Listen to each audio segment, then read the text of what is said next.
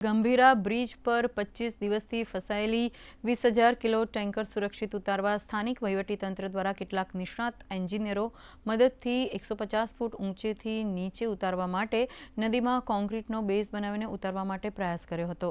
પોરબંદરની એક કંપની દ્વારા નિસ્વાર્થ રીતે આ ટ્રકને સહી સલામત મરીન બલૂન પદ્ધતિથી કાઢવાનું નક્કી કરેલ છે।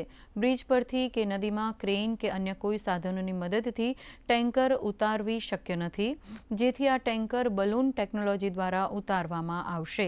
આ સાથે hydraulic driven strange Jack, pneumatic roller bag અને એન્જિનિયરિંગ હોરિઝોન્ટલ કન્ટિલીવરના 3 મુખ્ય સાધનો વડે તે ટ્રકને ઊંચકવામાં આવશે।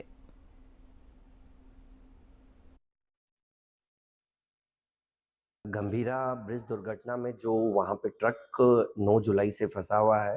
सबसे पहले तो जब ये दुर्घटना घटित हुई थी उस टाइम पे नदी में रेस्क्यू ऑपरेशन चल रहा था। ऊपर वाले ट्रक को आनंद जिला प्रशासन की तरफ से स्थिर रखने के प्रयत्न किए गए थे।